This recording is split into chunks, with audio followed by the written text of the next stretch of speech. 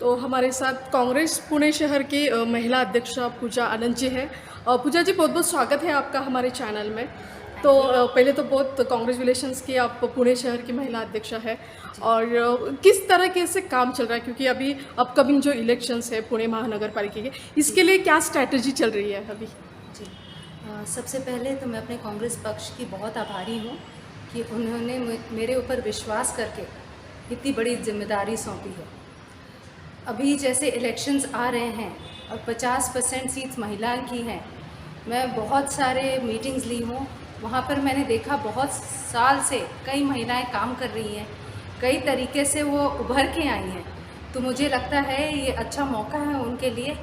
और मेरा सबसे पहला स्टेप जब से मैं इलेक्ट हुई हैं वही हुआ है कि मैं एक बड़ा संगठन बनाने की कोशिश कर रही हूँ, जिसमें महिलाएं हमसे जुड़ती जाएं, जो उनके जो जो प्रॉब्लम्स हैं, जो उनको थोड़ा सा कष्ट होता है कोई चीज़ में, तो कैसे हम लोग उसका समाधान ढूंढें।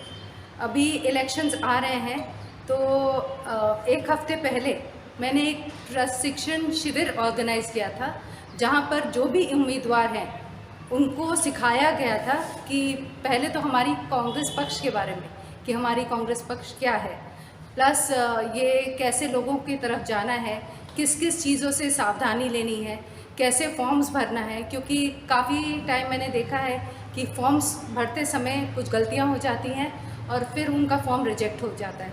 तो ऐसी कुछ भी चूक हमारी महिलाओं से नहीं हो और वो उभर के आएँ। बाकी जो जो महिलाएं उम्मीदवार हैं, हम सभी संगठन के लोग उनके साथ होंगे और पूरी तरह से पूरी निष्ठा से काम करेंगे। पूजा जी, आप अक्सर हर एक जो अभी आंदोलन है कहीं पे महिलाओं के खिलाफ कुछ चल रहा है, उस पर आवाज़ उठाते हुए दिखाई दे रही है पिछले कई महीनों से। तो ये हर जगह पे जाना, आंदोलन करना और अपना पक्ष रखना, इसके बारे में हमें थोड़ा बताइए।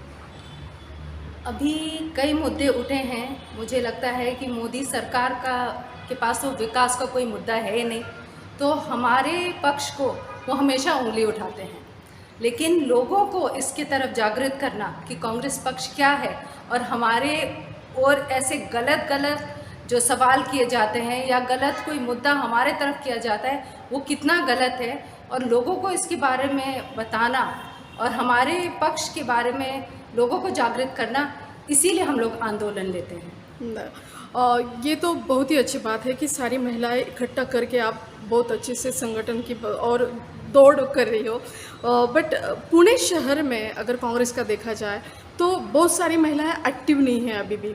जैसे बहुत सारे जो लोग जुड़ने चाहिए, यूथ जुड़ना चाहिए, उतना अभी एक्टिव नहीं है।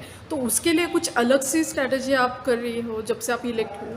नहीं, ये मुझे थोड़ा सा ये गलत लगता है, बिकॉज़ पहले जो हमसे पहले भी जो अध्यक्षा रह चुकी हैं, उन्होंने भी संगठन को काफ़ी अपने तरफ जोड़ा है। ये अलग बात है कि उनको इतना मीडिया में उनको वो सामने नहीं आई, लेकिन हाँ, हमारा संगठन स्ट्रॉन्ग है। और रही युवतियों की बात, मैं हर कॉलेजेस में हर जगह घूम रही हूँ और बहुत सारे ऐसे विचार के लोग हैं जो हमसे जुड़ते जा रहे हैं, और कैसे इस शहर के लिए काम करना है और कैसे इस शहर को सुधार करना है, उसमें मैं ज़्यादा फोकस कर रही हूँ। जैसे हमारे इलेक्शंस होते हैं तो बहुत सारे लोग सड़क का मुद्दा लेते हैं, कभी गंदगी का मुद्दा लेते हैं। इस और तो हम लोग काम करते ही हैं, लेकिन मैं चाहती हूँ जैसे हम लोग बस्तियों में जाते हैं, वहाँ ई टॉयलेट्स होना चाहिए, लोगों को सोशल मीडिया में थोड़ा सा एक्टिव होना चाहिए। कैसे लेडीज़ को, अगर आप देखें ड्यूरिंग कोविड बहुत सारी लेडीज़ को काम से निकाल दिया गया, लेकिन उनके पास ऐसी रोज़गार होना चाहिए ताकि उनको घर में दिक्कत नहीं हो। तो अभी से ऐसी ट्रेनिंग की भी व्यवस्था कर रही हूँ। थोड़ी टाइम रुकिए, मैं पूरी महिलाओं को कैसे आगे ले जाती हूँ ये मैं वादा करूँ। महिलाओं की सीट्स, जैसे हम देखा जाए कि कांग्रेस का अगर यहाँ पे गठबंधन देखा जाए तो कितनी महिलाएं अभी स्ट्रांगली आ सकती है पुणे म्यूनसिपल कॉरपोरेशन में? कुछ अंदाज़ा बता सकती है आप? मुझे तो अभी जो हम लोग प्रशिक्षण लिया और हम लोग पूरा हम लोग ने स्टडी किया, तो मैंने देखा बहुत सारी ऐसी महिलाएं हैं जो इतने सालों से काम करती हैं और वो काफ़ी स्ट्रॉन्ग भी हैं, काफ़ी दिग्गज हैं। तो मुझे लगता है यस, कांग्रेस इस बार बहुत अच्छी तरह से महिलाओं के सभी सीट्स में विजयी हो। अच्छा, कुछ मुद्दे होते हैं हर बार आप जब एजेंडा मतलब किसी इलेक्शन को फेस करते हो तो कुछ मुद्दे आते हैं, तो प्रायोरिटी बेस पे क्या क्या मुद्दे रहेंगे कांग्रेस की ओर से? पहला मुद्दा मुझे लगता है कांग्रेस की तरफ से है कि हमारी जो महिलाएं हैं, जैसे हमारी नेता प्रियंका गांधी जी ने आवाज़ उठाई है कि लड़की हूँ लड़ सकती हूँ, कि कैसे महिलाओं को सम्मान देना है, कैसे आगे बढ़ाना है। अभी भी हम देखते हैं आज की स्थिति पे कई महिलाएं कंधे से कंधा मिलाकर आगे आ रही हैं, लेकिन तब भी उनको काफ़ी अड़चनें आती हैं, काफ़ी उनको जो मुसीबतें के सामना करना पड़ता है, उसमें हमारा पक्ष महिलाओं के सम्मान में हमेशा खड़ा रहता है और इस इलेक्शन में तो ज़रूर खड़ा रहेगा। और जो भी शहर के मुद्दे हैं, जो सिविल प्रॉब्लम्स होते हैं, जो बस्तियों में प्रॉब्लम्स होते हैं, जो सोसाइटीज़ में प्रॉब्लम्स होते हैं, उसका कैसे समाधान करना है, कैसे हर नागरिक के साथ खड़ा रहना है, इसका हम पूरी कोशिश करेंगे। पूजा जी, बहुत बार देखा जाता है कि बहुत बड़े नेता जैसे सोनिया जी, राहुल जी, प्रियंका जी पुणे की ओर अपना ये करते हुए नहीं दिखाई दे रहे। मतलब बहुत सारे प्रोग्राम हुए बट उनकी हाजिरी नहीं थी, तो आप क्या आने वाले अपकमिंग कैंपेन में आप उनको बुलाना चाहोगी या आना चाहेंगे? वो लोग कैसे? जैसे हमारे अध्यक्ष सोनिया जी, राहुल गांधी या प्रियंका जी यहाँ नहीं आई हैं क्योंकि उनको पुणे की ताकत पर विश्वास है, लेकिन हम लोग ज़रूर चाहेंगे वो इस इलेक्शन में ज़रूर हमारे साथ इधर आएँ और हमारे साथ खड़े रहें। यस। पूजा जी, एक डायनामिक फेस बोल के मतलब आपकी एक पहचान है, आप यूथ को लीड कर रहे हो, तो ये राजनीति की ओर कैसे आपका ये हुआ? मतलब क्या था, कुछ बैकग्राउंड था आपका, ये कैसे राजनीति में आप आई हो? जी, मुझे राजनीति में आने की प्रेरणा अपने पति मनीष आनंद से ही मिली है। 2008 में उन्होंने अपना पहला इलेक्शन लड़ा था खड़की कैंटोनमेंट बोर्ड से, और वो इंडिया में जो कैंटोनमेंट इलेक्शंस हुआ था उसमें सबसे बड़ी संख्या से वो जीत के आए थे। उसके बाद जैसे वो हर कार्यक्रम में जाते थे और जैसे जो महिलाएं की कुछ भी समस्या होती थी उसको मैं अटेंड करती थी। मुझे उस समय महसूस हुआ कि मैं इसी के लिए बनी हुई हूँ, और जो लोगों की मदद करके उनके लिए समाधान ढूंढकर जो मुझे अंदर से खुशी मिलती थी, तो मुझे बहुत अच्छा लगता था। और 2014 में जब मनीष का जो सीट था वो महिलाओं के लिए नियुक्त हो गया और उसमें मैं खड़ी हुई और मैं अच्छी तरह से उसमें जीत के आई, तो मुझे ये मौका मिला, और आई थिंक यही आकर्षक होने का एक कारण था राजनीति में। घर संभाल के राजनीति करना मतलब फैमिली और बाहर भी आपको बहुत सारे प्रॉब्लम्स सॉल्व करने हैं, महिलाएं, यूथ, ये सब, तो ये कैसे मैनेज करती हो आप? मतलब अभी इलेक्शन के लिए इतनी भागा दौड़ी हो रही है, घर भी संभालना है, तो ये कैसे मैनेज करती हो आप? घर संभालना, यस, मेरे दो बेटियां हैं जो अभी कॉलेज जाती हैं, और सबके एक लीडर होते हैं, तो मेरा लीडर तो सिर्फ मेरा हस्बैंड ही है, और वो हर चीज़ में मेरे साथ खड़े रहते हैं। और मैंने देखा है कि अगर कोई चीज़ दिल से करो तो उसमें हमेशा लोग आपके साथ रहते हैं और आपको आगे काम करने का मौका मिलता है। तो मुझे कभी इसके बारे में परेशानी नहीं हुई, मैं दोनों तरफ अच्छी तरह से संभाल पाई। हर एक का एक ड्रीम होता है कि करियर में आगे बढ़ना, तो आज आप पुणे शहर की महिला अध्यक्ष है, तो आगे कहाँ तक जाना है आपको राजनीति में? मतलब आप तो लोगों की सेवा करोगे, प्रॉब्लम सॉल्व करोगे, बट आपका खुद का भी एक ये होना चाहिए, ओहदा होना चाहिए, उसके लिए क्या सोचा है आपने? एक्चुअली मुझे तो लगता है कि ये एक सीक्रेट ही रहने दो बिकॉज़ मुझे लगता है कि मेरा जो नेक्स्ट कदम है मैं उसकी तरफ ही फोकस कर रही हूँ अभी, कि ये वाले इलेक्शंस हो जाएंगे, फिर हमारे कैंटोनमेंट इलेक्शंस आएंगे, मैं उसमें फिर से खड़ी रहूँगी एक नगर सेविका के रूप में, और आगे देखो मेहनत पूरी करूँगी, देखती हूँ ज़िंदगी कहाँ तक ले जाती है। यस मैम, सोनिया जैसे एक आदर्श महिला है जो मतलब बोल सकते हैं ना कि इतना बड़ा पक्ष संभाल रही है।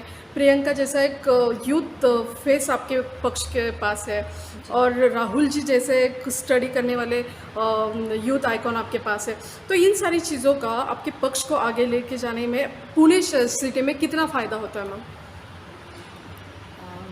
जैसे हमारे सोनिया जी जैसे पूरा भार उन्होंने संभाला था कांग्रेस का, और प्रियंका जी और राहुल जी के नेतृत्व में जैसे हम लोग आगे जा रहे हैं, मुझे लगता है कि जो बीजेपी की एक लाट आई थी वो जल्दी से जल्दी ख़त्म हो जाएगी, क्योंकि कांग्रेस जो काम करती है वो लोगों की सेवा में आई थिंक फोकस करती है, और हर चीज़ उनका एक ही चीज़ है कि निस्वार्थ भाव से कैसे लोगों तक पहुंचना।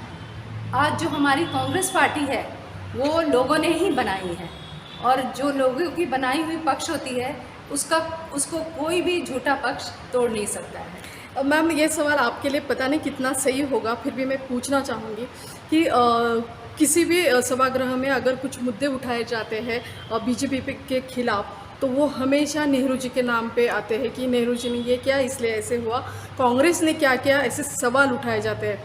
तो आप एक महिला शहर अध्यक्ष के नाते ये जो बीजेपी की ओर से हमेशा जो बोला जाता है उसको कैसे देखते हो? मतलब कितना आपको हर्ट होती है ये चीज़ें? बिल्कुल, ये मुझे लगता है कि अभी जैसे बहुत सारे सवाल उठ गए हैं भाजपाइयों पे, और पूरा सिटी देख चुका है, पूरा देश देख चुका है कि भाजपा कई चीज़ में नाकाम रहे हैं, और अपनी नाकामियों को छुपाने के लिए वो हमेशा कांग्रेस पक्ष पर उंगली उठाते हैं।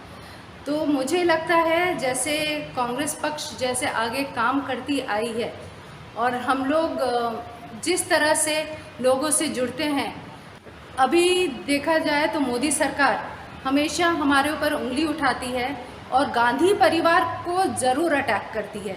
आपने कभी सुना है हमारे कांग्रेस पक्ष का कोई भी नेता अगर किसी पे निजी हमला करे या किसी के परिवार, उनके पूर्वजों के बारे में गलत बात करे?